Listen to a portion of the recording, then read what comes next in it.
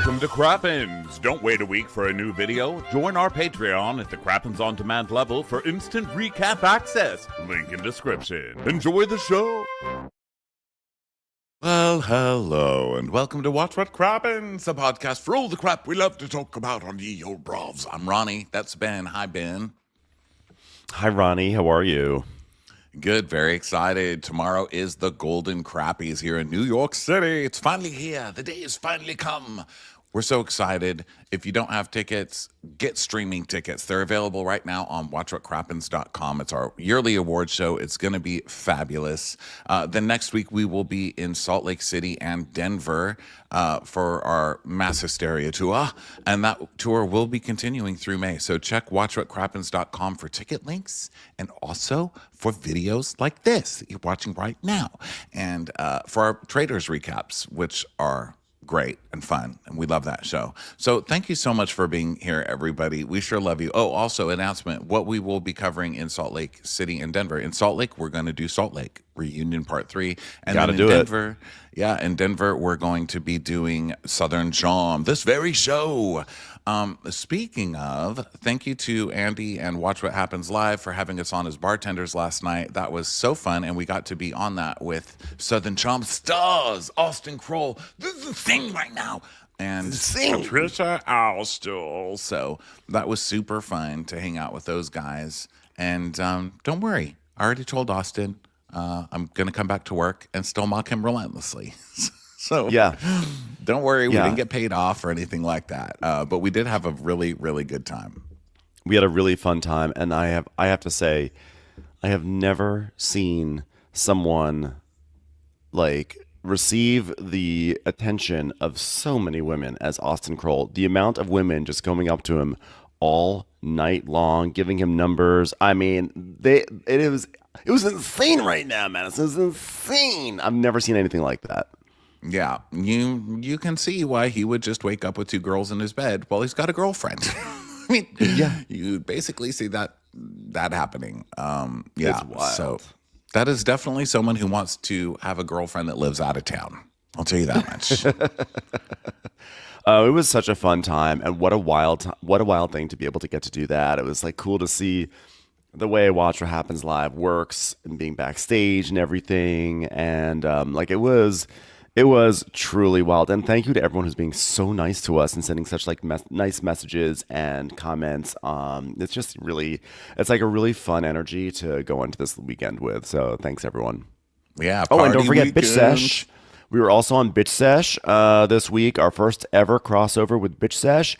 And also check out Virtual Reality, Page 6's show that we did as well. So like, go check us out everywhere. We're spamming the world with our faces. That's the perfect way to put it. We are spamming the world. We're basically standing outside with pamphlets like, watch what crappens, watch what crappens, watch what crappens. We are people working outside of Levis restaurant right now. Republique. All right, let's get into it. Southern Charm. Southern Charm.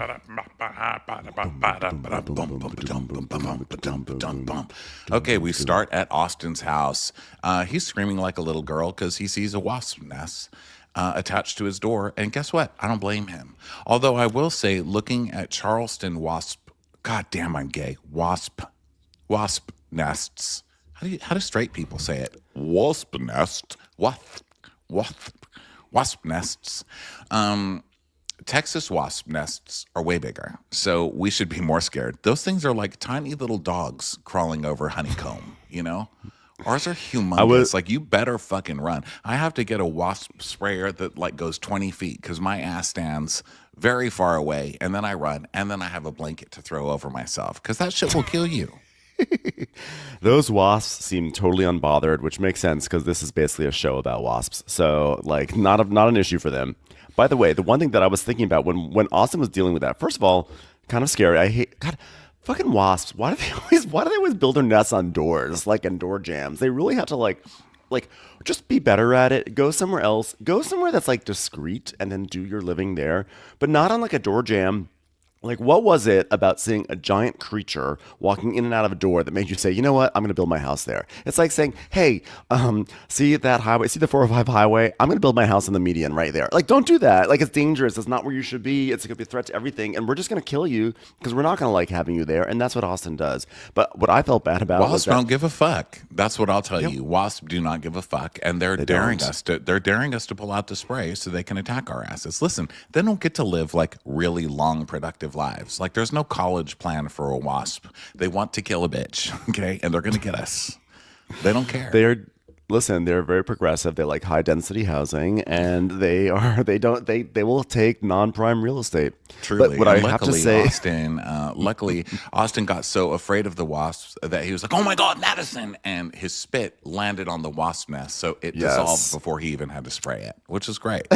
though he just spat the wasps to death. But you know what I was thinking about the entire time? He sprays the wasps and then he runs away, but the cameraman's still there. I was like, what is this poor cameraman gonna do? Like, it's like I think it's significantly harder to run away from wasps when you're holding an expensive piece of camera like equipment. Well, that's why later in the show, when they were following Austin down the street, the camera kept kind of like wobbling because the cameraman was limping, because his ass got stung. He was just like crawling along the ground, just holding the camera like, I will get this shot. I will get it. That is some hardcore camera work right there, dealing with Austin taking out a wasp nest. So then we have Molly, and she is doing one of those, I forget what you call them, where you go up, you're on a machine and you go upside down and it stretches you out, whatever it is. Those are great. My dad has one of those. Have you ever done one of those? It hangs you upside down No, by your I ankles.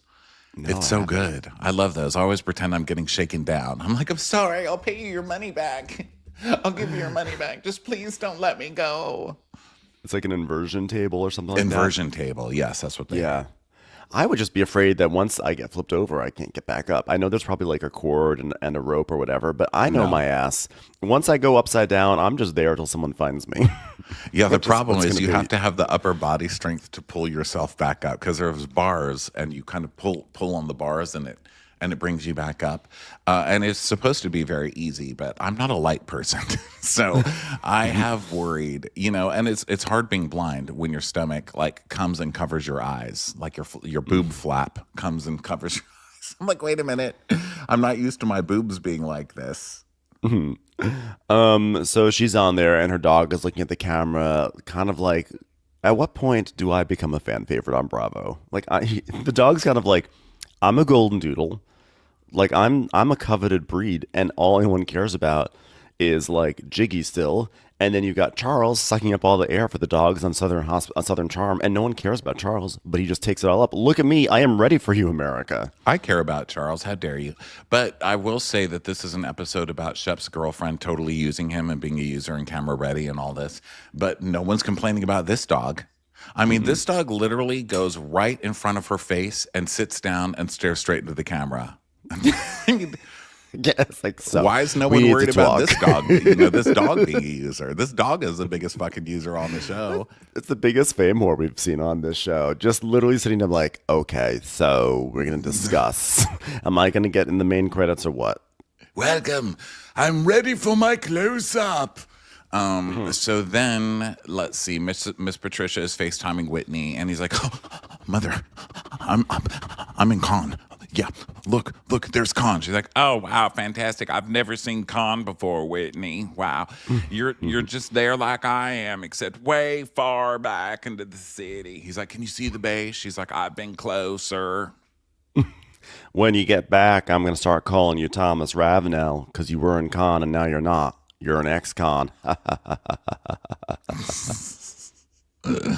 Then we see Madison arriving at a place called Frothy Beard Brewing Company. Gross. Shave. Shave Brewing Company. Yeah. And there's food stuck in that brewing company's beard. I don't care. ZZ Top is dead. Okay? Well, I don't know if literally, but like figuratively. Let's just all stop with those beards that come down to our chins. It's gross. Wear a napkin like everybody else. Okay? I don't want to see shrimp peels in somebody's beard trying to come make out with me. Shave it. Yeah, you know what? It's time for brewing companies to also get their shit together with these names. They're just getting annoying at this point. You know, back in the 90s, everyone used to always joke about all the crazy names that the grunge bands would have. And it's like, oh my God, those stupid grunge bands. Well, guess what? The spirit of that is back alive with these microbrews and breweries. Okay, frothy, beard. Like, let's not. I mean, it's bad when you make Trop Hop look like a pretty chill name. Let's just get back into good branding. Greasy butt hair. Like, great. Sounds like a delicious beer. Can't wait to drink it. Yeah, excited. So Craig is like, I've been looking forward to seeing you. Well, how do you feel about JT, traitor? And she tells us, honestly, I'm still pissed off at Craig. Mainly because I just like being pissed off, especially at Craig. But I always expect loyalty out of a friendship. I'm like, why are you then friends with the most disloyal people on I know. Bravo? You're a friend with the natural cast of the traitors. Like everybody on this show betrays each other constantly. She's like, I just don't know why I can't trust you. Also, in the beginning, she was doing that whole like, previously on Southern Charm, I got real mad at Craig because Craig forgave JT. And, you know, then he was just trying to be nice to JT and bring him back into the fold. But then he decided that he was still mad at JT and he wasn't going to give him any more chances. Fuck Craig. Craig is the reason that everybody's mad at JT in the first place. I love that they're Yeah. acting like St. Craig is over here doing something nice for JT. JT is the one who ruined his reputation in the first place. Well, the Canes didn't help. Let me say, the Canes did not help. I'm not going to be totally And neither JT did his. on this show because he's a total douchebag too, just in a smaller beefery package. But yeah, you know, fuck And Craig. also the fact that he was insinuating that Brett was jealous of him. Although Brett was kind of jealous, but Brett he was. basically He wasn't telling a lie. Brett did call and demand to know what happened in that room and who else was in there. So all I know is the biggest traitor here really is Madison, because last time I checked, Madison just was always going to take down Austin whenever she had a chance, and now suddenly she's like buddy buddy with Austin. So you want to talk about a traitor? You're a traitor to us, the audience. Okay, you are our ally on the show. you decided to go work for the evil empire. Okay, who's the traitor Yeah. now? The only evil empire I will stand you working with is Miss Patricia. Yes, we will support that. So Craig is like, I could not have been more wrong. Excuse me? Want to say that again? He's like, I know. I've been very genuine in my efforts to try to reintegrate JT into the group after I caused him to be banished with my own lies, but I just don't have the energy to help him anymore. Yeah, you're just a real fucking helper, Craig. You really deserve a hero statue in the middle of town. I hope they take one of those racist ones down and just put Craig up there like, I tried to reintegrate JT. Like, no, it doesn't work like that. You were the one who kicked him out in the first place, you little butt. Yeah. So he's like, yeah, I wanted to tell you the next day. She's like, I know. But listen, if anything, it just hurt my feelings because I do think that our relationship is stronger than your and JT's relationship. So he's like, blah, blah. Watching men eat on this show, I swear to God, can't they do it like housewife shows where you put food down in front of them and they never touch it? I mean, have some manners. Nobody wants to watch you eat with your mouth open. And also, what are the parents? I know Craig wasn't even raised here, but why do parents on this show not tell their children to close their mouth while they eat? I know, Shep especially. I mean, Shep really is like the worst food eater. Austin and Shep are both pretty bad because Shep just, and he's always eating chips and guacamole, I've noticed. And he always just does it like, he's like always kind of an flying open out. garbage, just but like he's half eating and half moisturizing his face with the guacamole. And then Austin eats like if a bird was eating a gumdrop, he's like, he's like more mouth forward when he eats and spittily. Yeah. But none of you know how to eat. Just stop eating on camera, for Christ's sake. This show's about manners. Exactly. So Madison is like, well, why did you want to give JT another chance? I think that hurt Austin's feelings. And by the way, listen, Austin, this whole thing with Austin, this like divorce, I think that you two were going through. I mean, what are we going to do about it? Because like, I think that Austin loves you. I think you're more angry about it now and he's more sad. And she starts talking about how she's like, I always feel bad for Austin. And then she just starts to laugh. I mean, look at him. pathetic He's soul. just pathetic. He's just so tall. You know, at least short people can kind of blend into the crowd, but he's just such a tall loser. I mean, it's just like a target just being right up there where we can all aim for it. You know, I just feel bad for the guy. It's like he's only had canned corn. He never had the real thing. So, And of course, we get a shot. She's like, "We've had ups and downs," and then we get the shot of, "God, now this is insane," with him grabbing his wiener, and she's just passing the camera, going, "You motherfucker! I'm gonna kill you and all your firstborns." I will say, I just have to say that backstage at one point, Austin organically at one point said, "It's insanity." And I was like, yes. He says it. So Madison is like, well, I do think that he's well, like he's doing well, but like, well, I do too, but like, what do you want me to do as a friend to Austin that I wasn't doing before? I don't know. Cuddle him at night like you used to. I don't know. You bunch betas. That's what betas do, right? Look, he just takes my friendship for granted, and if he wants to play victim in all of this, I mean, fuck that guy. He's pushing me away, and I don't know what to tell you. We were friends, but now we're like strangers. But like that was Austin's whole point. That's why he went to your house because he's like, it's like business. We do like we work out and we record a podcast, and it's like we're not friends. We're like business partners. And now Craig is like, wow, I just feel like I don't even know him anymore. It's like, yeah, that's the point. That's why he went there. And I really like when they showed the clip of them, Craig shirtless, sitting at his pool, leaning back, having a beer, and Austin's like, "God, Craig, like all you do is work," and he's like, "All I do is work anymore." As you're like lounging by your pool. It's like, yeah, it's like 24 hours of my day now working. Watch, I can turn my fireplaces on with my phone. It's work. And also Craig saying, I feel like he takes our friendship for granted. Weren't you the one, like, wasn't he the one who said, let's go play golf? And then you bailed the night before so that way you could go gardening. I like, this scene just happened like 2 weeks ago. Like, I remember all of it. Yeah. I mean, I do think Craig's just like, I don't want to, you guys mostly want to go out and get shit faced, and I'm not going out and getting shit faced. So, like, what do you want me to do? And it is hard when you're used to getting shit faced with people, and then you have to come up with alternate things to do. I remember one of my friends got sober, and I was like, okay, well, now what do we do? Like, we literally sat there and stared at each other, like, should we go to an amusement park? I mean, we went to like Six Flags. We ate a lot. That's for damn sure. We got real fat. And I think we, like, how many times can you go to Ross Dress for Less together and look at the home section? It's not very big. So, I mean, I get it, if that's your hobby, it's very difficult to find another hobby is all I'm saying. Yeah. So now we go to JT's apartment, and he's like doing his typical like JT having a scene in the apartment scene, and now he's like trying to bring a match across the room and hope he doesn't fall, and it falls. Oh my God, what a wacky guy. So he calls his mom, Bunny, and she's like, hi, sweet angel, how are you doing? Did you ostracize yourself from another group yet? He's like, yeah, mom, I certainly did. Well, I'm going to go to Augusta to play golf with some friends, since I think my friend group's not doing so well here. If that doesn't work, I'll go to my middle school friends and then my high school friends. Mama, God, I love you, Mama. I'd never call you the B word.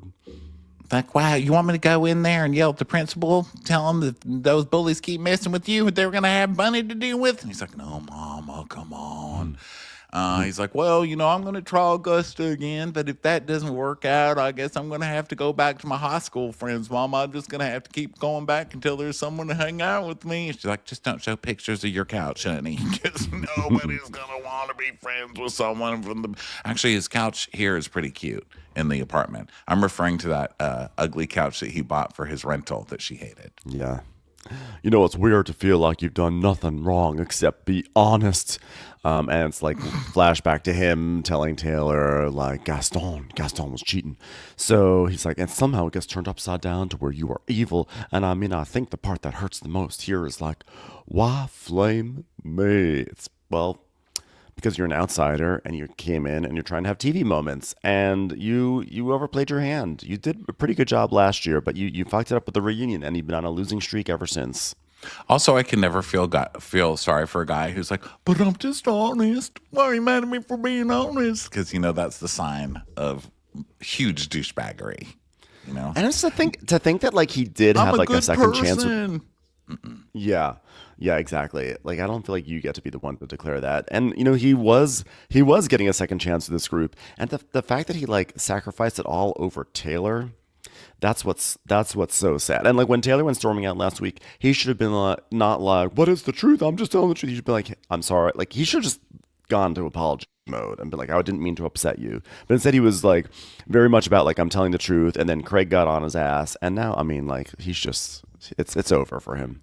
I don't know that I would have even apologized to Taylor, and seeing those clips, they played those clips from last week a lot over and over. Taylor, you're on a reality show about messiness, and you literally dated Shep to get on this show, and now you're dating another person who's like TV ready to be on this show, and now you're storming out every other episode, and I just don't know that you have that right. And also, you're supposed to be messy on the show. What do you think we want to sit here and talk to, like, watch you talk about? Being like, people bringing up your plot is kind of doing you a favor, you dummy. It's called your job. You're not doing it. Someone has to do it. Would you think we just want to sit here and watch you play pickleball with the semi-hot ears guy? No. So Bunny is like, "Yeah, well, while you're away, I'm going to come do your apartment." And he's like, "All right. You also have access to my assistant Shannon, right?" And she goes, "And your fiance Vanita." He's like, "Mother."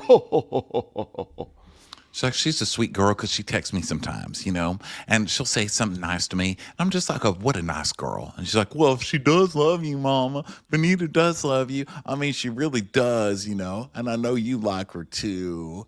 And he's like, yeah, my mama's right. Benita's a shining star.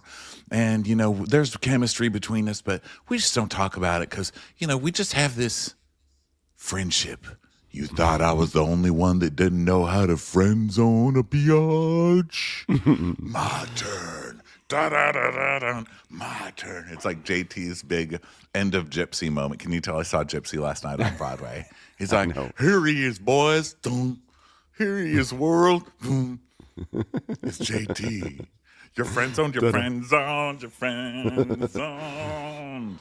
So now we go to bless his deluded heart. So now we go to Vanita's house, and she's putting together some snacks, and Leva comes over with some herbs, and they're going to make some spritzers. And Vanita's like, "I'm going to give myself a little pat on the back. I'm a great host, and I think everyone can benefit from a Vanita Aspen hosting class. I can teach you how to set the table, pour the drinks, cocktails, and make snacks, the timing, the attire." I was like, good for you, Vanita. Because you're probably not going to last after this season. So set up your post-show plan. I love it. Get those classes in. Poor Vanita. You think they're going to fire Vanita? I mean, Vanita is so lovely and likable. She's got great style. She's beautiful. She's smart. She seems great. But like on this show, like it just seems like no one pays attention to her. And I mean, this is the most storyline she had this episode. And I just think she's just not messy enough to be on this show. Oh, no, she's got a lot more storyline in this show, that's for sure. But yeah, I don't know. And also, you're just making this huge amount of food for Leva, who's just like, she looks at it like, I make an extreme effort to not ever touch that. So I don't know what you think I'm doing here. Leva is also just like, well, here I am filming a scene. How long do I have to stay here? Anybody? I've really got things to do. So. She's like, "I'm sorry I can't have your lunch. I just had another batch of cookies that I made with my child in my kitchen." And then I went to the best restaurant in all of Charleston Republic. So anyway, good to see you, Vanita. And Leva says that Vanita, she notices that Vanita is giggling a lot. And when she does that, it usually means that she likes someone. So Vanita's like, "Oh my God, there's so much to unpack." And Leva's like, "Okay, so did you make out with JT?" I'm just saying, you guys have chemistry. I feel like the more that we talk about you guys having chemistry, you guys will actually have chemistry for the audience. Yeah, and she's like, okay, oh my God, oh my God, I just don't know, I messed up. Listen, you're trying too hard to stay on this show. When you go this low, and I'm doing it with my hands, when you go this low, and I realize I'm making a short joke, but I don't really mean to do that. But when you stoop that low, you not only embarrass yourself, but you kind of hurt your back, because he's really low. He's really low. Just stop it. Do better. Yeah. So she's like, tee, I just like him so much. And everybody's like, oh my God, they're fighting. And I'm like, oh my God, he's so cute. And Leva's like, oh my God. You're like, yeah, is he tan? Like, is he fighting? Like, I'm going to make out with that guy. But Leva looks kind of grossed out, This is Manny's fault because he up and left Vanita, and now she's just spiraling into a rebound. And like Manny, just so you know, just know the damage you cause when you do these things. When you go off to Broadway and leave your lady behind, you don't know, you don't know who she's gonna, where that vulnerability and that heartache is gonna send her, and it's sending her towards JT, and that's just not nice. That's a cruel thing to leave in your wake, Manny. But I didn't get the vibes from Manny that Manny was really into it either. I mean, remember that breakup scene they showed when Manny's like, "Yep, I'm going to go to Broadway." She's like, "Oh my God, we're going to Broadway?" He's like, "I'm going to Broadway." She's like, It's like what's he's in the show right now. What show "What is is he it?" in right now? I forgot. Oh no, he was in Illinois, which I think closed. Oh, well, So maybe he will be back in 3 months. You see how it goes? You got to love when Broadway people are like, 3 months? There's no way I'll be back in 3 months. Maybe 10 years. It's like 3 months later. He's like, yeah, that wasn't my best work. like, I'm back. I'm back. Illinois. So, anywho, so Vanita's just talking about having a crush on JT, which is as fascinating as you can imagine. And Leva's Yeah. like, "Well, have you ever told JT that you think he's cute?" She's like, "No, but I plan on having JT over for dinner, and we guess we'll hopefully talk it out while we eat branzino on my sofa. Could not be more of an awkward seating arrangement for an awkward date."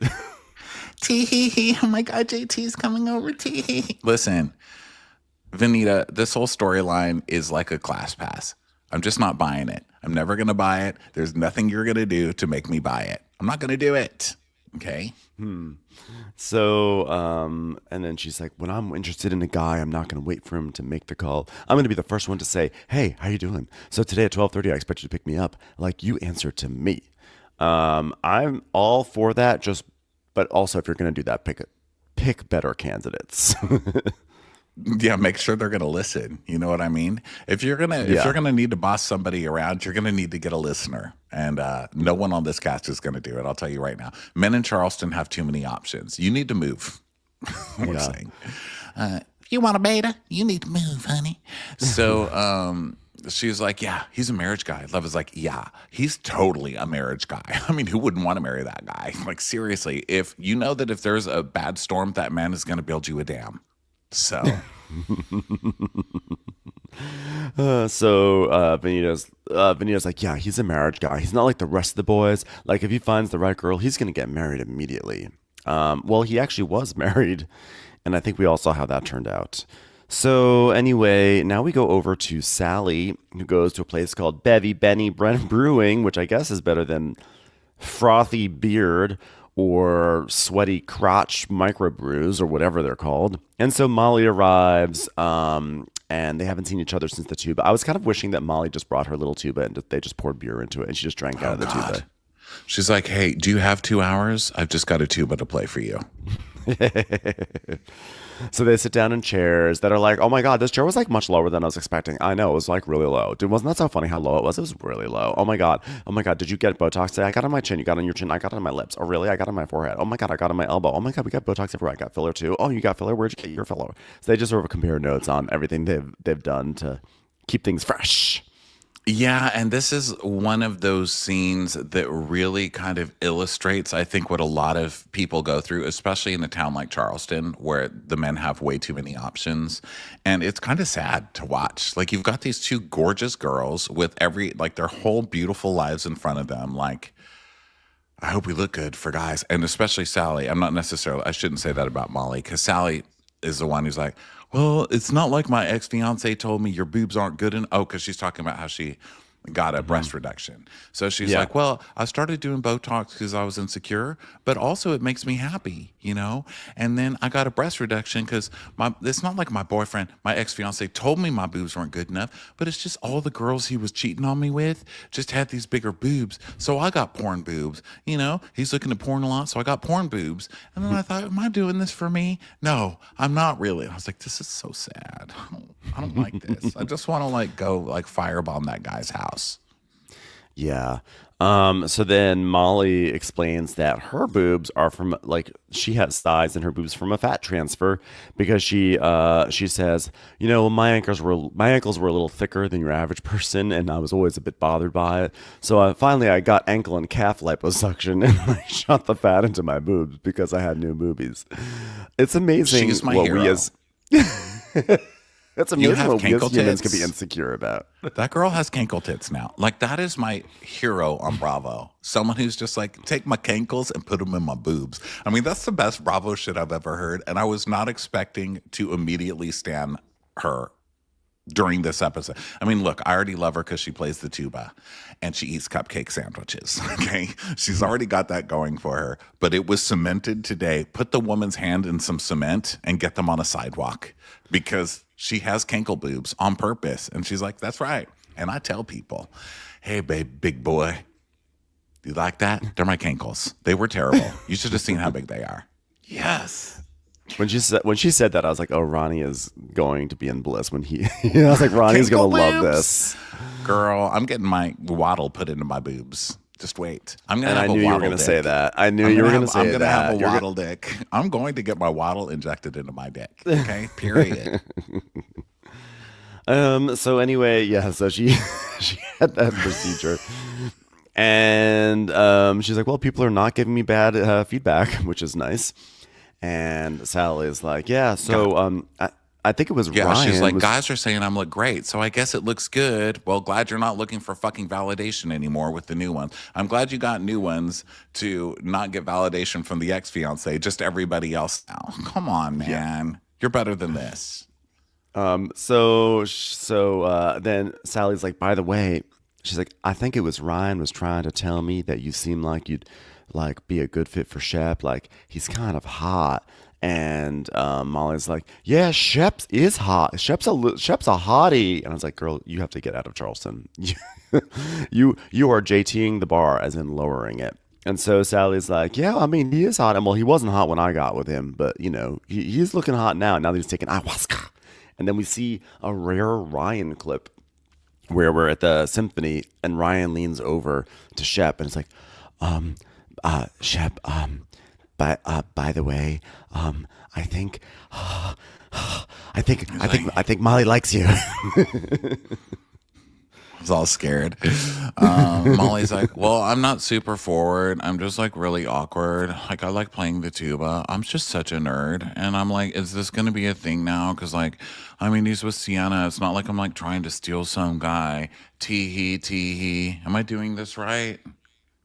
Because I would look like a freaking idiot. So Sally's like, "Yeah, but y'all would have a cute couple though. You're both tall. Yeah, we'll have giant children and great personalities. Oh, at least one would the half good personality. The other half personality, I don't know. But you can play tubas. Your kids would play tubas." They'll also use really big words out of context and kind of mispronounce them a lot. It's going to be amazing. Yeah. Can't wait. I see my whole life in front of me. It's like a community theater production of Shakespeare where no one can remember their lines. So Shep now goes over to a restaurant with little Craig, and Austin shows up, and little Craig wants to get involved in the action and stuff, and they're just catching up, and Austin's like, "So anyway, what's been going on?" And he's like, "Well, gosh, it's been like a really hard week for me. I mean, Sienna went to Africa, and then she was flying home, and then like after that, I don't hear anything, and then 2 days later, I'm like, hello, like why haven't I heard from her? Gosh." And Austin's just looking around the room doing that mouth thing. He's like, what do you mean you didn't hear from her? Like Austin knows something and he's not telling Shep, is what I'm saying. And he's like, yeah, well, she should have texted, but at that point I was just kind of spiraling, So, God, you want me to read it? I said on Sunday, where are you? And Austin's like, just like hard stop, like, where the fuck are you? Like that? And he's like, no, like this, like, where are you? So, like, manly. Where like, for? Where the fuck are you? You're going to text me back. No, I was like, where are you? I said, gosh. I'm just a good little boy. I'm a good little boy who misses his girlfriend. Gosh, where the fuck are you? Gosh. So Shep is like, I mean, yeah, she could have like been rushing her, but whatever. But she was like, I'm in the Bahamas. And I said, I don't like not talking to you because I love you. I'm a good little boy on ayahuasca. You know, Taylor is sitting at home just like stabbing a ham. You know what I mean? I feel like she pulled a ham out of the refrigerator and Taylor she's Taylor pulled out a ham. She slammed it down on the coffee table and she's just stabbing it as she watches the scene because all the work that she put into Shep and Shep with this new person is just suddenly like, oh my gosh, I was like, I love you. I want to marry you. Let me impregnate you right now. Jesus, God damn it. Well, because Sierra had the good sense to make herself unattainable, as opposed to Taylor. So, because Shep is always going to he always loves the chase. And Taylor made it too easy. Now, I'm not saying that's right, because I don't think in a relationship you should have that at all. And, I don't think it's bad that Taylor likes a guy. So if he's like, hey, where are you? She responds. I'm just saying that Shep is a dog, and so he's really in it for the chase, and Sierra's keeping the chase on. She literally went to Africa. I agree that he's a dog. I don't know that we've ever seen Shep chase a person, though. I don't know that Shep's really a chaser. He's just kind of a liar downer, in my opinion. But I will say, I do think now he's becoming more of a chaser because he's realized that he's like old and he's not pulling the same that he did before.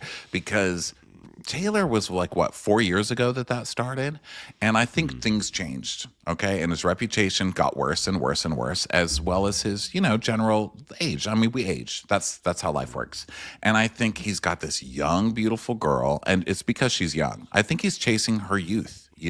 And I get it because I'm getting older and I see younger people and I really want to start carrying around a syringe and just start stealing their stem cells out of their spinal fluid. I'm just like, I'm on the subway. I'm so close to that 20-year-old spine. I could just get a little stem cell out of there and inject it right into my cheek and everything will be okay. And I think Shep's just realizing that this might be his last option. It's his last chance to get a youngin'. Yeah, it could be. But I think that fuckboys are inherently all about the chase. I think it's like for fuckboys, it's just about getting those notches and they're just gonna, it's about conquest. And I think that's what I see in Shep. I see someone who is, I see him going to, I think when he knows he can have it all, he gets restless. Or at the very least, it's that. So maybe it's not about chasing. It's about being restless. Who knows? All I know is that this relationship is not going to work out. Yeah, it's pretty obvious this one's not going to work out. So he's like, where are you? And she wrote back, I'm in the Bahamas. And I said, I don't like not talking to you because I love you. And then we see his text and it says, I know that. And I realize you're off your phone, but you're like an important part of my life. And I was worried about you. And I like it, honestly, because it means I care. And I like caring because that makes me a better person. And I don't like not talking to you. Mad emoji face because I love you. And I'm making plans for the future with us in mind. And I wanted to get on a plane emoji, and find you this weekend because I didn't have to film. Please be mine, young person. This is too much. This seems like someone who is like cracked out of his mind, like spiraling. Like if I got that text and I was Sierra, I'd be like, yeah, sorry. So the president of the Bahamas called and they said I'm not allowed to leave the country and you're not allowed to come into it. So I guess we can't see each other anymore. Bye. That was a really long text, which basically said, please don't let me have another season of Southern Charm of looking completely undesirable. It's been like 4 in a row. Gosh. So Austin's like, yeah, well, what did she say back to you? And Shep says, okay, well, she wrote this. She said, I'm sorry. I've just been going through a lot and kind of needed space. And I was like, oh, gosh, what does that mean? It means that you are like a 47-year-old man baby who clearly was on something, texting her, love bombing her. And she was like, too much. Yeah, I went home and I got on my couch. Thank God for little Craig. It felt like someone had gutted me. Gutted me, Dad. If I look this unattractive again on TV, how am I going to get laid by other 20-year-olds in bars? Yeah, well, gosh, I really feel so bad for Shep having to finally feel what it's like to be in a relationship with himself, like every other woman who has had to deal with him. Right. So he, like, how many women has he done what Sierra's doing to him to, right? Like, it's turnabout is fair play, okay? Yeah. And Austin's like, well, sorry to hear this, ma'am, but, you know, I really am. But you've hung out with her for like 6 weekends. I mean, that's nothing. Are you kidding? 6 weekends? In gay life, that is like our 10th anniversary.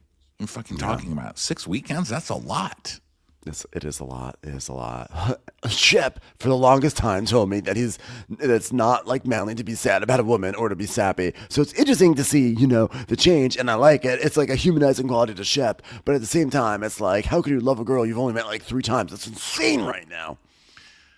Yeah, I think that's exactly what Shep's doing here. I mean, I know that we're all supposed to feel sorry for Shep because he's getting used by this girl, and poor Shep, his heart is broken. But that's exactly what they're going for on this show, and I hope you guys aren't falling for it, because when Austin says it's like a humanizing quality to Shep, that's why they're doing it, okay? He needs a humanizing moment, and I'm not falling for it. And also, like, this is also a moment where Shep is I do think the ayahuasca thing played into this, because I think he's like starting to realize, like, oh, I'm a mess. I'm 67 years old, and I don't know really what's happening with my life, and I'm kind of immature. I don't have my shit together. But if I get into a stable relationship with someone, that will prove that I am mature and I'm an adult, and everything will be fine. And all the doubts I have about myself, all my insecurities, all the nagging feelings that, like, all my intelligence and all the money that's been poured into me is not turning into anything, that will all go away once everyone sees, and once I see that I'm capable of having a relationship. So therefore, this is what I've chosen. I've chosen this beautiful woman in a different country, and this will work out, and everything will be fine, and the illusion will maintain. And that, I think, is where his head is at right now. Yeah, I think that he's just he picks somebody who's not there so he can cheat all the time, but then he can still say, I have a beautiful girlfriend and she's young, so I'm still sexually viable. And then he doesn't have to put in the work to actually be a boyfriend because she's not ever there. And I mean, I just think it's like a whole perfect package, and it's just all for his reputation. I have a counter, which is all of the I love it. above. Hold on, let me let Ashley's children sit on there. The answer is all of the above. Everything you said, everything I said. It all works. Yeah, I agree with you, It too. all works together. It's all part of the package. I think so too. It's all a charcuterie of douchebaggery. You know what I mean? Just pick your meat. But like from Trader Joe's. So it's like it's not from Bristol Farms. It's not a nice charcuterie. That was the It's not even biggest Harry. burn you've ever gave in this entire episode. It's not even Trader Joe's. Trader Trader Joe's Joe's is, charcuterie. it's just that standard thing, the plastic, you peel it off, and there's some cheddar wedges, Yeah. So yeah, so that's what's going on. So where were we in here? Where were we? These You notes, I know, don't your remember. mind wanders to places, and it just sucks, My fear, my paranoia is that there's some dude who seems like a big shot. Maybe he is a big shot. I don't know. I wonder how much mailbox money he gets. I wonder if his dad prefers wooden blinds on rental homes. Shep trying to do this faux humble thing, like some quote unquote big shot's gonna come in, when Shep is like, see this county? We own it. Like, you come from old Southern money. Okay, you are a big shot. I think that's what he's saying. I think he's like, I'm a big shot, but this other guy's probably like pretending to be some big shot. Or maybe he's a bigger shot. I don't know. I can't wait to ask her. I'm going to have a private eye follow her around and find out, does this guy get free Dockers wherever he goes? Gosh. Free Dockers. So Shep is he just gets complimentary Dockers.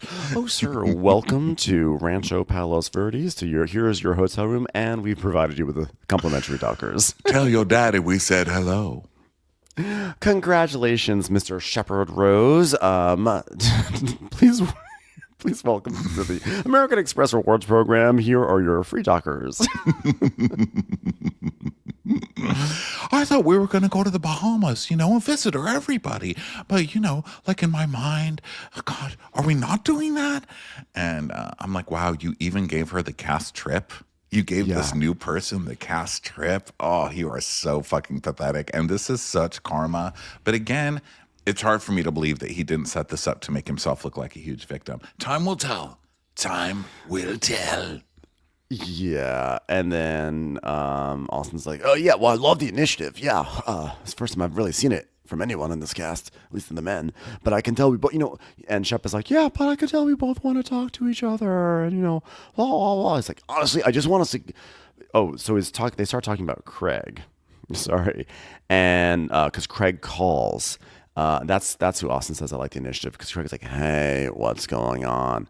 I want to hang out this week." It's, "Oh, love the initiative. Yeah. Oh, okay, bye." So then Shep is like, "This is good. You guys can become friends again. When was the last time you saw him?" Like, whoa, like, this is nuts right now. Like, I just want to, like, begin our, like, footing again, Like, I want to start getting back to, like, having a very solid relationship.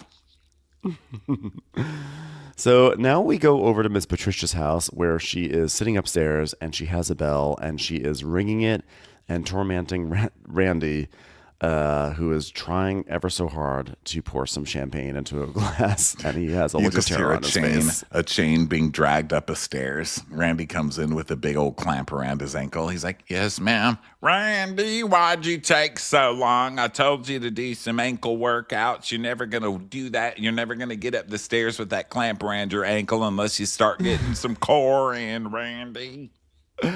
"Hey, Molly, if you want go up a size in the boobies, we can take some fat out of Randy's ankles. He's been working real hard on them." Hey, Molly, we'll take some fat out of Randy's brain and inject it right into your kisser. So Randy brings Patricia some champagne all the way up the stairs. And then she's like, "All right, now bring me 5 more. Just keep on bringing up the champagne until you trip and fall down the stairs. I just want a good laugh today." Hey, Randy, do me a favor. Give me your finger for a second. You got something on that. "Yes, ma'am." "Please don't, ma'am." Randy, here it goes. Look at those 3 little holes in the wall. We're just going to aim right there.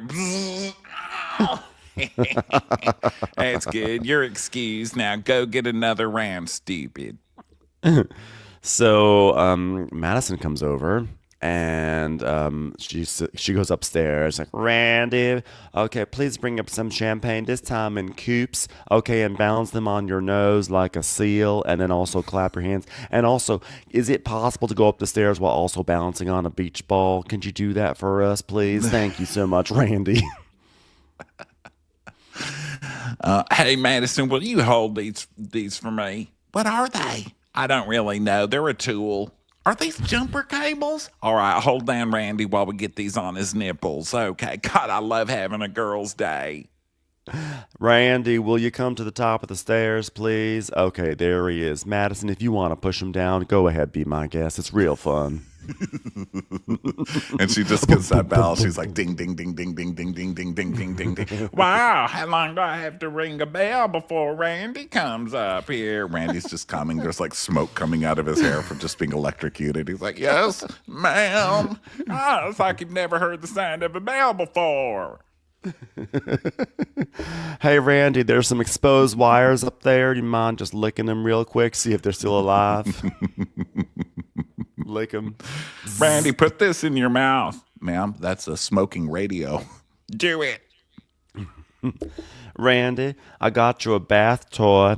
It's a toaster oven. Go try it out."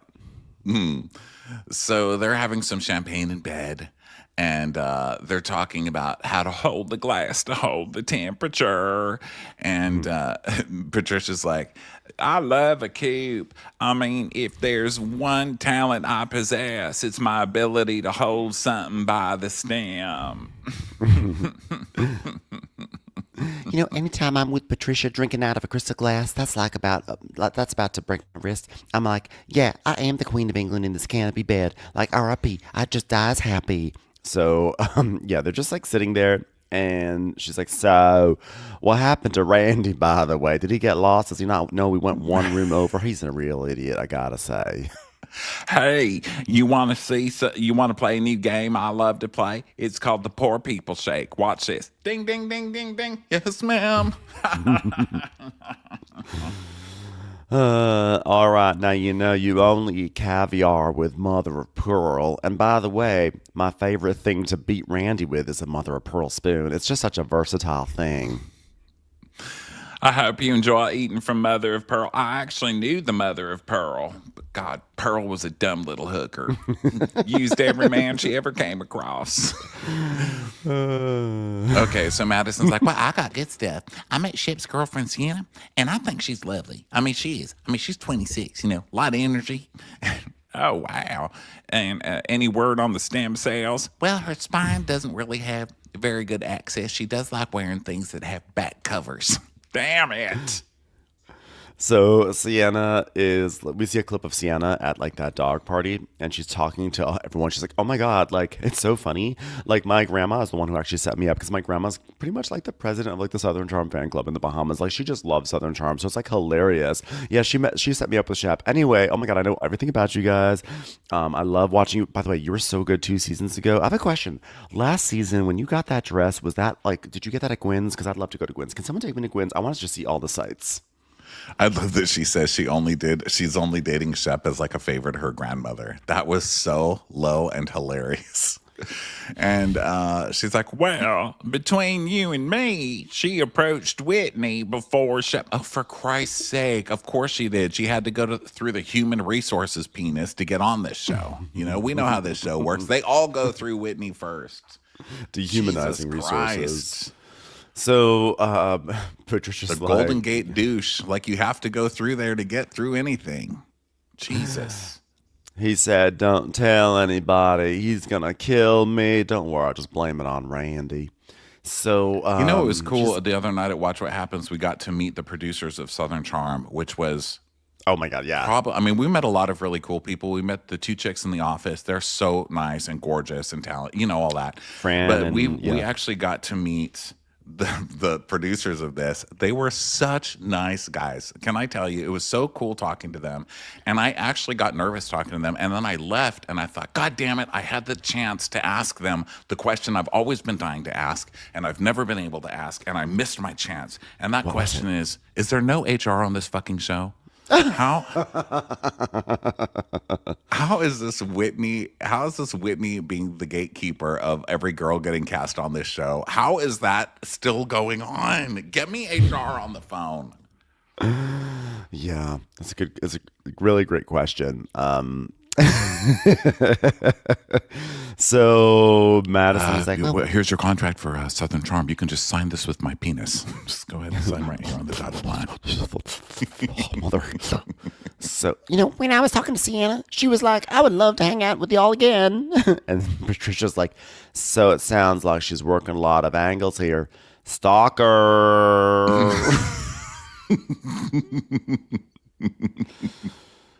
I mean, to be fair, I feel like most of this cast is stalkers. I think this is kind of like where stalkers go to get sanitized and like reintroduced into society. Yeah. So she's like, well, where did she meet him in the first place? She goes, oh, I don't know. It's some application. It's for millionaires. Raya? She's like, Raya, that's it. Stalker. And Madison's like, Patricia's got the best gossip in town. That's why we've been best friends for 16 years. If you can out-gossip a hairdresser, you really got something special. Yeah, seriously. So now we go to Craig on his car, and he's on the phone with Jerry, his business partner. And he's like, I want to talk about like Austin and the podcast, and like Shep is gonna mediate, and like I want to like maybe buy out Austin. And Jerry is like, offer somewhere between 35. I think was it 35 or was it just 30,000? 30,000 and 50,000, somewhere like that. As a lump sum payment. He's like, He but says go between low. 35 and 50. Yeah, he's like, So offer 35. him 35 and 50 is a lump one. Start low. And Craig's like, yeah, I'll give him 30. Like, I'm sorry, that is wild. That's insane right now. It's insane. And I want to say this comment does not come from any sort of bias, because we met Austin the other night. That is wild. They've had a podcast for a few years. They're both celebrities. There's value in this podcast. And you're going to buy out your partner for $30,000. That is so insulting. That is so rude. It's so insulting just to be like, we got in a fight, so now I'm kicking my partner off the show. That's bizarre. know. I can't imagine. And lowballing too. And like you're going to talk about how successful you are, and then they're going to offer only $30,000. That's like I think that was it should be six figures for those two people for something like that. Six figures at least. That was so shitty. Yeah. Why don't you just start your own podcast called Pillow Queen? Just do that. I mean, if you're so confident in your popularity and you're this and you're everything in the podcast and people are only there for you, just have one for yourself called Pillow Queen. Like, who cares? Call it down. I'm down. Call it I'm down. Get it? Get it? Because of pillow feathers and stuff. Yeah. Gotcha. Actually, what for Craig it should be called Sham. That is good. That is really good. Sham. So Sham goddess. Sham goddess. He's like, hey, Sham goddess, I'll buy you out for $5. All right, so Craig goes to pick up Shep, and they shake hands awkwardly and start laughing. And Shep's like, wow, I've really had a tough one, because I'm not some douchebag. I'm just a good little boy with feelings. Date me again, America. And he's like, what's going on? He's like, yeah, this morning I got a text from Sierra, and she's like, good morning, with a big smiley face. And I'm like, are we happy this morning? I sent you those pair of tidy whities with my name signed on them for your grandma. I hope we're made up now. Well, you guys are still pretty new. Paige and I are coming on 3 years, but it's been a lot of hard work, and you're going to have to deal with the shit from her. Luckily, I'm in my forever relationship. So Shep was like, oh, I know. And it's worth giving it a try because the feelings you have for her don't come around that often. Do you think Paige would be upset if I offered $30,000 to buy her out of our relationship so I could just take over the relationship for myself? It's like, yeah, it's worth giving it a try in relationships because, you know, the feelings you have for her don't come around often. Sure, you might get hurt, but it's worth it. He's like, well, I'm okay with getting hurt. I really am. I'm just a boy with a heart that can get broken, America. I'm just a boy standing in front of a girl, asking her, where are you? Your grandma just sent me a topless picture of herself, and I don't know what to do about it. Please text me back. Oh my God, there's something on the windshield. Sorry, someone just threw free Dockers at me.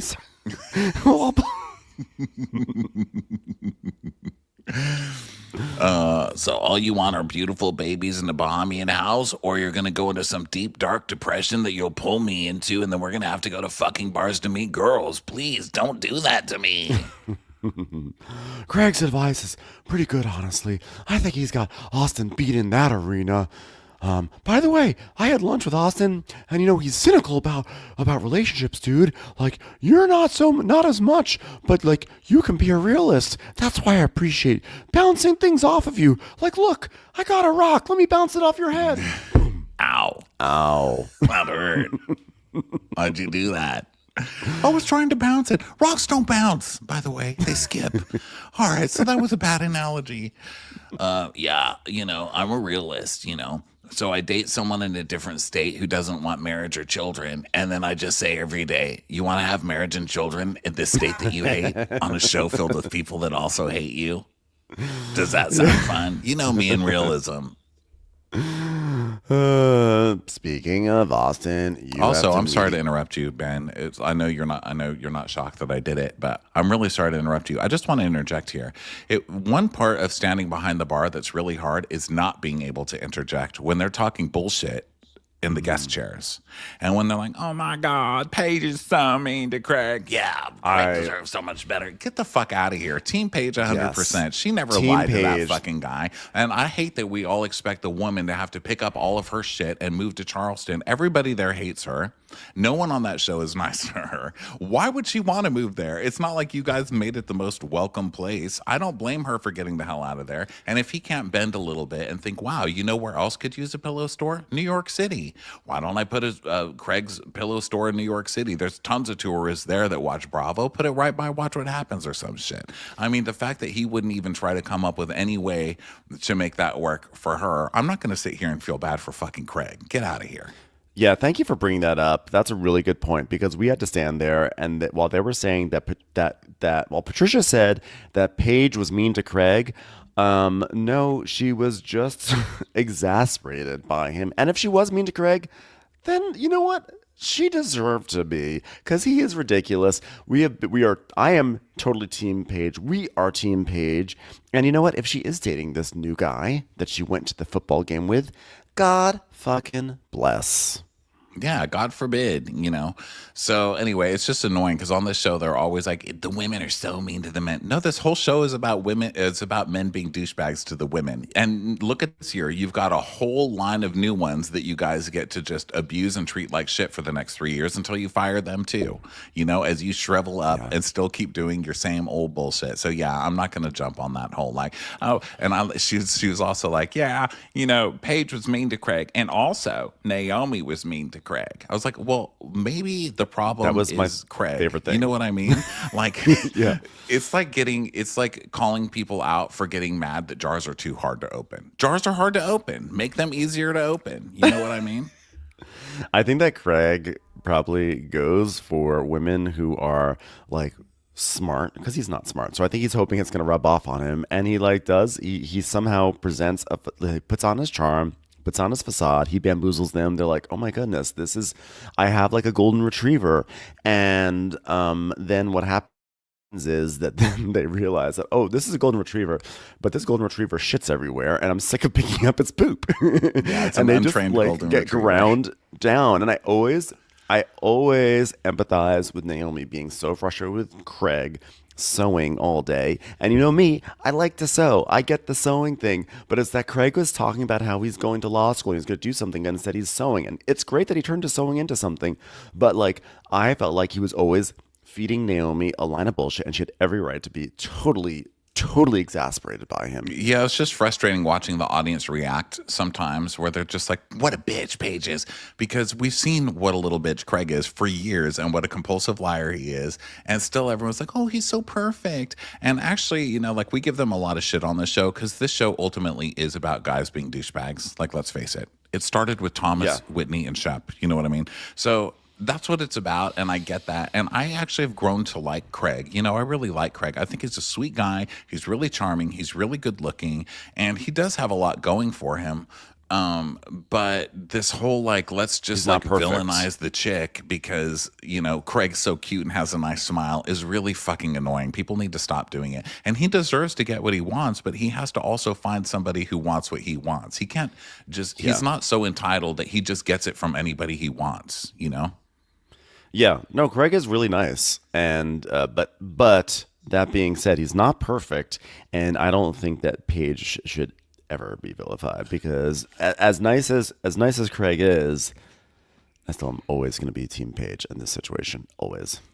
So then we go to blah, blah, blah. Okay, so Shep's like, yeah, I had lunch with Austin, and after I wiped the cracker crumbs out of my eyes while he was talking, he's so cynical about relationships. Thank God for you. And he's like, yeah, well, speaking of him, I need you to come mediate because we're going to have a really long talk, me and Austin, and you can be honest. Since when is Shep being honest? Shep thinks the same thing that fucking Austin does. And you two have been teaming up against Shep for the past year. And now all of a sudden Shep's your best friend that you need in your corner. This show is going to give me whiplash. It's whiplash. Yeah.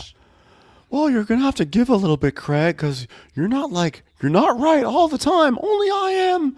Craig's like, well, that's why you're coming, because I brought you to ask the hard questions. And he's like, well, I think Craig and Austin are closest when Austin does what Craig tells him to do. And if Austin falls out of line, there's problems. But if we can't empathize with each other's points of view, then are we really friends to begin with? That's a great question to ask yourself in literally every single season that we've ever watched, Shep. So, look, I don't want to grease the wheels by reminding you that only one of us at this table is hooked up with your ex, okay? But I'm just saying, I'm not trying to bribe the judge or the mediator, but yeah, he probably fucked your girlfriend. So Yeah. Yeah, but also only one person in this trio got the love and attention of Kelsey Ballerini. Okay, and I don't think Shep has ever forgotten That's that. true. Yeah, I think they're like housewives in that way, where they will always remember the first major slight, and Shep will always come for Craig because of that. Because even at this mediated dinner, Shep comes for Craig. He's like, "Okay, Craig, I'm there to help you. We do think you're a narcissist. Am I helping?" I hope that Kelsey Ballerini had the worst date of her life with you. Gosh. Kelsey Ballerini. Gosh, Craig. Wow, that really took you a long time to start that one up, huh? Well, I want to be good with Craig because this is Austin speaking again, okay? Because now I'm at a table. This time I'm at Holy City Brewery. I want to be good with Craig, and I don't want to be at odds. It feels like Craig and I have been skirting around the issue for far too long, and let's just cut through this shit. Let's just fucking talk, man. Like, it's gotten to a point where there's like nothing else to be said other than exactly what the issue is for both of us. And then Shep walks in with Craig, and Austin just crosses his arm, and he's like, "Oh." Just sprays the table with spit. He's like, psh. He's doing like he's like mouthing a full monologue to himself, just with his tongue and his teeth. He's so mad. He's like, "What the fuck?" Of course, Greg shows up with Shep, his new like fucking bestie. All of a sudden, I haven't seen them show up anywhere together in 3 years. Like, coming to meet me, Craig has a partner in arms, which is wow, more chess games from Craig. I said it, partner in arms. I'm an intelligent person. We shall see it. Are you going to start this like The Godfather? Like, thank you for joining me. Because, by the way, I've never seen The Godfather. I was like, that's not surprising whatsoever. Not surprising. And Shep's like, "Has Paige seen The Godfather?" He's like, "Yeah. She doesn't know I've never seen it. Please don't tell her."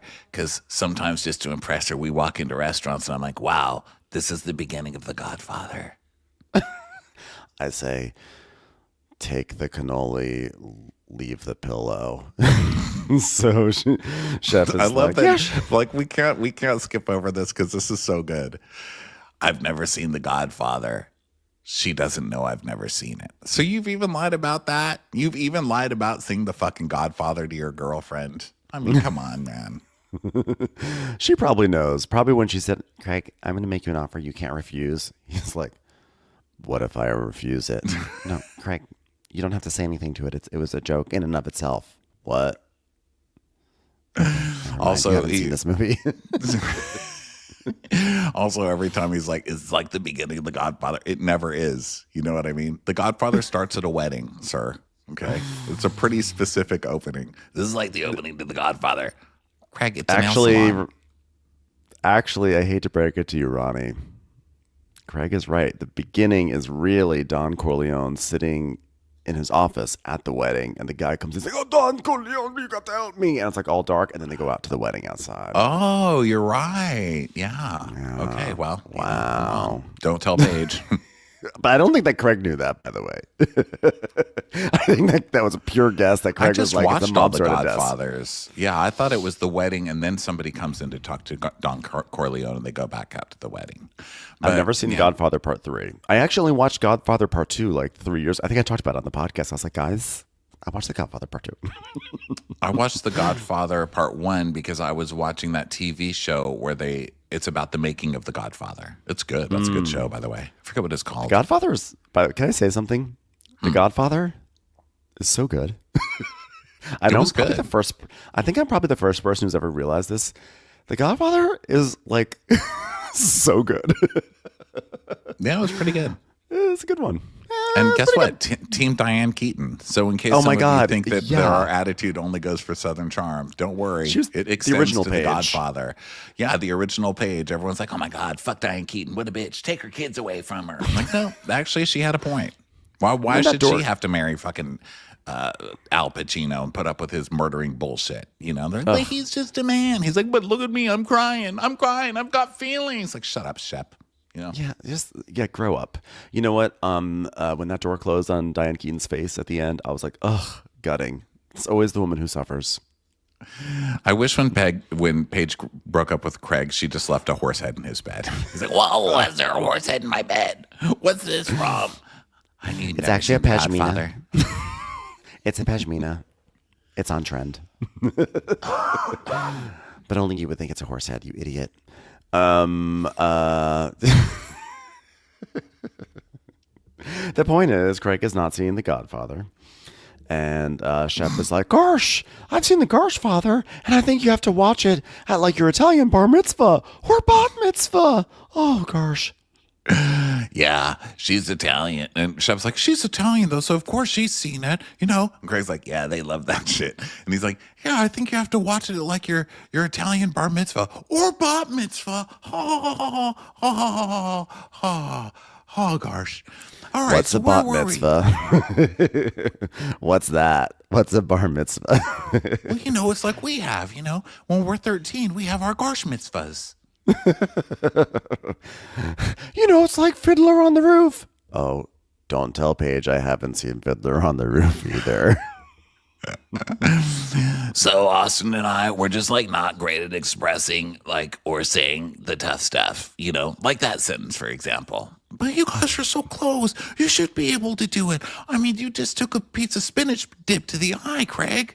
You should be able to say whatever's on your mind. I was like, sorry. Did I do that? Like putting up his hand to guard his mouth. So here comes some tough stuff. I'm going to make an offer to Austin he can't refuse. Did I do it right? Okay. I have a proposal. Austin's like, "Oh God." He's like, maybe we give you 30 grand, but like I keep ownership of it. Austin's like, "Oh my God. Oh no. Like, no, I'm not. First of all, no. And second of all, I'm not thinking about the podcast. And also, third of all, that's a real lowball figure. Oh God, no." But I like that Austin didn't even get into that. He's like, "I thought we were here to talk about our friendship, and you're already like going to business." And Craig's like, "What do you want from me?" He's like, "Well, what about like, I don't know, just like friendship wise? What's going on with that with all of us?" "Well, like I thought we were fine, you know, but you did this. You came to my house and you started this, and all I've done is respond. You were in my home where fireplaces come on at the switch of an iPhone button." Yeah. And he's like, and Austin is basically like, "Yeah, I mean, like, Craig, it was me telling you that you've lost track of your interpersonal relationships. I'm trying to have you find some balance, dude. That's all that I wanted you to do. Like, instead, you took your ball and you went home with it, okay? Like, man, can just think about all the things that you've done since that conversation." Blah. "Well, like, what have I done?" He's like, you threw a party? You threw a party and didn't invite me?" He's like, "Well, but I felt betrayed, though. That's why I did that." Yeah, but he's saying that you did things in retaliation for one stupid little thing. And he's like, "Yeah, but I was retaliating." Fucking Craig. So he's like, "I'm just disappointed." "Oh, I'm just disappointed to hear you say that, man." He's like, "But we do so much together. We work out. We do podcasts. We do lunches. We go out to the gym." I'm like, "What more do you want from me?"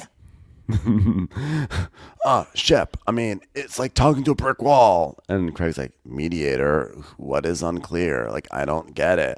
Well, I think there's a part of Austin and I that thought that it was like all like a PR thing. Like, I've got to do this. If I want my business to flourish, I have to be squeaky clean. Well, yeah, well, that's okay. Like, if you're saying like, "Oh, I have a successful business, I have to maintain a good image for myself," that's okay to do, Shep. I mean, not at the expense of a friendship, but like you're allowed to do that too. Yeah, I mean, I think the thing that hung me up is the same thing as you when it was like, "Yeah, but you were supposed to go golfing with me and you also canceled that." And that's not necessarily about being wasted. Although every man knows, even the gay ones, that golf is kind of about being wasted. I mean, that's just like day wasted, you know? So that kind of hangs me up too, because part of me is just like, yeah, but if you go to the gym and to lunches and do your podcast with people, that is spending time together. You know what I mean? I think so. I'm still on that where I think that Craig is spending time with them and they're being unreasonable because they just want him to be out at bars with them because he probably pulls the best ass out there and they get the residual flow off. I agree with all this. It's like I kind of agree with all the points that are happening in this conversation because I think everyone kind of has a valid point, and because their friendship is changing. But I think probably for Austin and Shep, the strongest point that they should make, I believe, is that it feels like now the friendship is only on Craig's terms. Like they can only hang out with him when he says that they can hang out, and it has to be at his place. And if they make plans, he bails on them, or it's like only during these sanctioned times of like gym or whatever. And I think if they stuck with that, I think if you talk about like, oh, we think you're trying to be squeaky clean for your business, I don't think that's like a fair thing to say. Like you may feel like they may feel it, but I don't think you're going to win the argument by saying that. But I do think that like it's if you say we don't feel like we have a say in this friendship, which makes us feel like we're being used or whatever. I think that would be their strongest path forward. And they actually do kind of get there in this conversation, right? Because Craig's like, they're like, this is our version of friendship. This is my version of friendship. And Craig's like, well, my version is not bailing on each other, like all the ups and downs, like I've been a great friend to you. And that's why I'm taken aback when you came to my pool and said, I don't feel like you're a good friend anymore. Like that hurt my feelings. Yeah, but you're the one bailing because you're literally trying to draw up legal papers to kick him out of your life. Like that's nuts. Yeah. By the way, and in the middle of this, Shep goes, part of being a self-realized human is being able to listen to constructive criticism and to really take it in and maybe realize that some people have a point. I'm like, yeah, Shep, a poster child of a self-realized human being. Well, we can always see it when it's somebody else we're talking about, eh? By the way, I love in our video today that I'm Danny DeVito to your Arnold Schwarzenegger. Look at our size differences. Why am I so tall? Also, I have a question. I was going to ask you about this. I feel Your like the background is JT of this recap. Your background is so beautifully blurred. Like you got that good bokeh effect, I think they call it. Is that just naturally happening, or did you put something on? Because I cannot, for the life of me, get that nice effect on my camera. I don't know. Oh, you know like it's why? so Because nice. I'm using the laptop camera, and they have something called portrait mode, like your phone. Like it takes the portrait mode yeah. on your phone, and so it blurs out the background. But I would That's like nice. everybody to know there are no filters on my face. This is all me. My laptop doesn't have it. Instead, I have, for some reason, a puke green tone that's just washing over my entire screen. It's That's lovely. so weird because I actually went to a bar in Charleston called Puke Green Tone. Puke green Yeah. brewery. Yeah, I literally am the color scheme of Frog and Toad. Right now. You're not. You look very handsome. You always look very handsome. And you look way hotter on TV. I was like, yes, Ben. Oh, thank you. Wow. I haven't even watched our episode yet. I'm like, actually, I did. I masturbated to it. I'm Was just it- kidding. I didn't. Was Why it did I good? say I've only- that? I've That's seen so it. disgusting. I did not. I was watching it with my friend Kimberly. I saw the pictures because I felt very self-conscious about how I looked. I felt like I wore the wrong shoes by accident, and They don't see I the felt shoes. like- We're behind a bar. I know, who cares? but We're guys. No it's one like cares it gets about our into your shoes. head. And I was also afraid like the shirt was like it wasn't fitting me the way I wanted it to. I was worried about my posture. I don't know. I was like, some days you like go out into the world and you feel like, yeah, I look good. And then some days you're like, no, I'm off. And it's not like me feeling shitty on myself. It's just like that night I was like, I feel like I'm not really rocking it. Bro, So I stop was like mollying afraid to yourself. watch it. God, did I was you like- take a Molly pill before you came here? Jeez, man. Well, no, but what I did do, I did lipo my ankles yesterday. So I was like, I can't. After that Watch What Happens Live appearance, I got to lipo those ankles. No, but for real, it wasn't like it's not like an ongoing, like, it was just that night. I just didn't love how it looked. So I just, like, I was like, it made me Well, like you were not want hot. to I jump got a into boner watching watching it. you on. I got a boner thank watching you you. on TV. So I'm sorry I said Thank you. masturbate, everybody. I'm sure we'll cut that out later. That's all right. Just kidding. No, it's fine. Just know that you this is what Austin and Craig need to know. Like, a real friend masturbates to their other friend and themselves when they see themselves on TV. You don't even masturbate to me on Watch What Happens Live anymore. What kind of friendship is this? Okay, so basically they're like, we should accept each other the way we are. And Craig's like, okay, it would be fair to say I don't use my limited amount of free time at my house in Charleston to come hang out with you guys. Okay, so there could be room for improvement for the balance of that. And they're like, okay, just a small What a effort, s- Craig, and we can build up. I mean, come on, just get us laid while you've still got your hair. What a self-serving comment by him. So I guess I don't use the limited amount of free time that I have because I'm busy, because I work, that I get at my house because I have a beautiful house that you guys should all just come to. Like, I don't have a lot of time. So since I don't have a lot of time, you guys should come to my house 'cause I got a sweet pool. But okay, fine, I'll go to you. It's like it's such a begrudging, way to contribute to this conversation. Yeah, but he did, give a little. He was like, okay, I'm a little wrong. I could make more of an effort, basically, right? And so they kind of make up. And then we go to Vanita's house, and she is cooking for JT with Charles, and she's just walking around like, tee hee hee hee. Oh my gosh, I'm opening champagne, and I spilled some on the floor. JT, this is great. Am I nervous? Am I nervous, Charles? Am I nervous? And Charles is just like, God, you're boring. It's like, I'm not buying this. Just finish the fucking fish. Charles is like, I just want to imagine a world where I don't live in like a fake anthropology store. So she's cooking. I did enjoy her cookbook selection that she had in her kitchen. She had Salt, Fat, Acid, Heat, and she also had Treasury of Southern Baking by Cheryl Day. So it was a nice selection. I approve of Vanita. She has good taste. She knows her food and everything. She's making a branzino. This is all very nice. I just want more for her. Vanita, you don't deserve to be on this show. You need to find something bigger and better than these people. Like, to sit here, you wasting good fish on someone like JT. It's just not worth it. It's just sad. Yeah. So JT pulls up in his G-Wagon. I'm so sure. Who'd you borrow that from for the day? Get the fuck out of here with that. I don't believe that for 2 seconds. It's Bunny's G-Wagon. His fucking matte black G-Wagon. Okay. So that Airbnb is doing really well, huh? So he's like, wow, look at this. Real girly place. Like it. Real girly. Oh, here's me, casual JT. Wow, what a gourmet meal you had. This is great. I'm going to eat the whole thing on your couch before I completely humiliate you on TV. So just keep feeding me. That'll be great. Yeah. So Vanita's like, the first time, I thought that I liked JT more than a friend was we were in New York and we see the reunion where JT's like calling out, well, it was hard. Like, Andy's like, well, JT, you got a great career and a hot body. Da, da, da, da, da, da. And she's like, oh, yeah. But then I was in a relationship with somebody else, Manny. And I said, you know what? Pump the brakes. Don't get into JT. Don't cheat. But the more we got to hang out with the group and being out together and me standing up for him and having his back, I was just like, I don't do this for people that I'm just friendly with. And then I was like, maybe I like him. I mean, he didn't save me when I almost drowned, although he wasn't invited. But either way, sure, I'll like JT. Why not? The first time I really liked him was when we went to an amusement park, because I really hate roller coasters. But I was with him, and he was too short to ride the ride, so I didn't have to go either. And I was like, this is somebody I could actually be with. Here's why JT is the hugest piece of shit. He could come over. He knows what this talk is going to be about. And instead of coming over and having a nice talk with her, he completely butters her up and lifts her up and flirts with her like crazy before he does it. He's like, wow, I just talked to my mama and she said that you're her favorite. And she says hi. She goes, yeah, I love your mom. Yeah, you sent her a text on Mother's Day. She was so touched. She said, I quote, she's my favorite. You should marry her. Wow. What do you think about that one? At least she's honest, right? God, I love Mama. She's always right.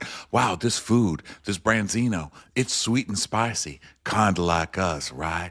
Can I just acknowledge there's chemistry between us, isn't there? I feel it. It's in the air. It's thick. Are we on the same page?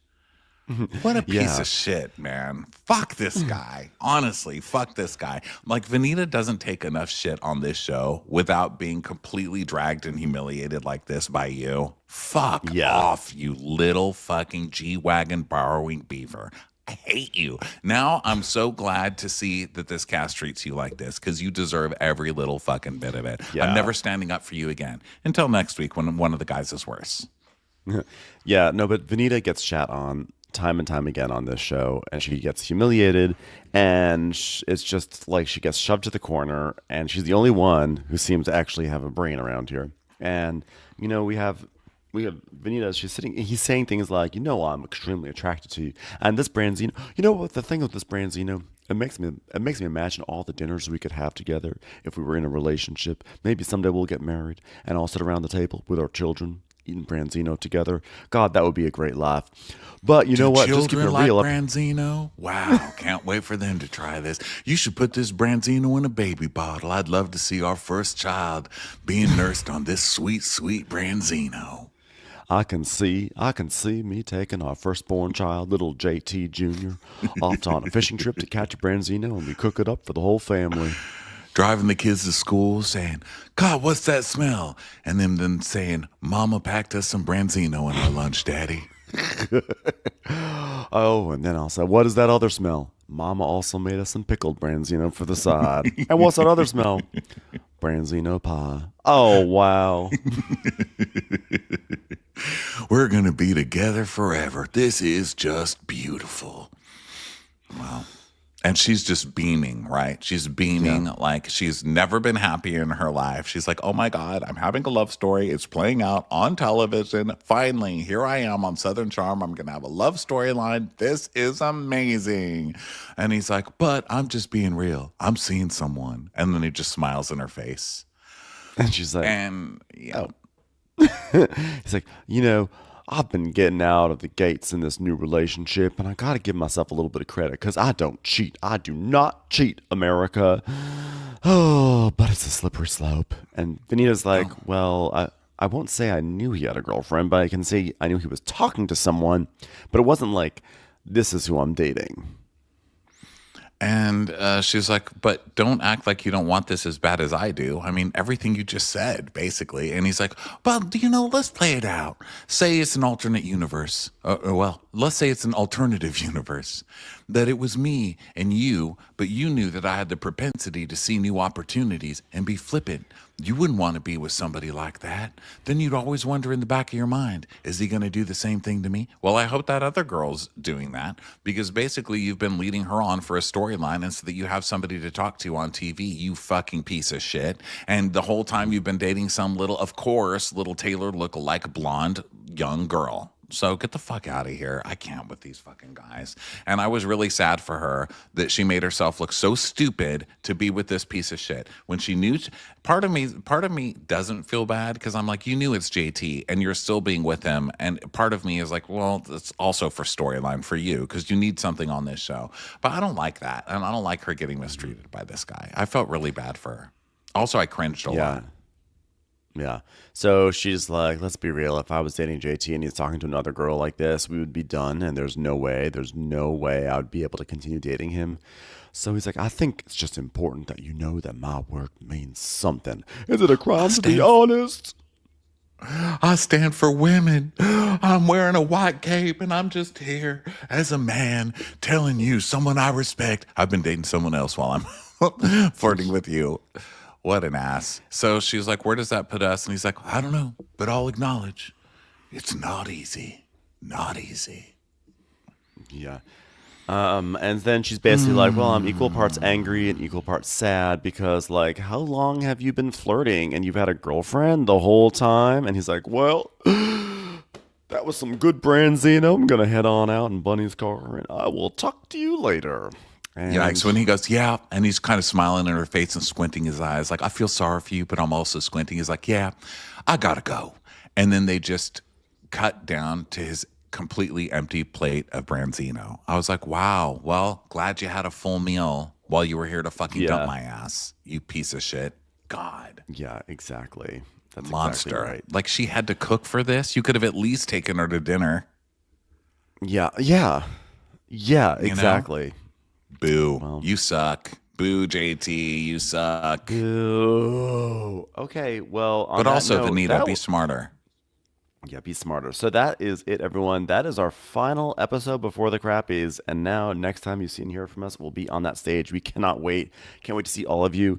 If you can't be there, get your streaming ticket at Kiswe. Go to our website, watchwhatcrappens.com for links to that. And then, again, next week, we'll be in Salt Lake City and Denver, and we're going to be doing Salt Lake City reunion in Salt Lake City, which will be a blast. So see everyone somewhere, and have a great weekend, everyone. Bye. Bye.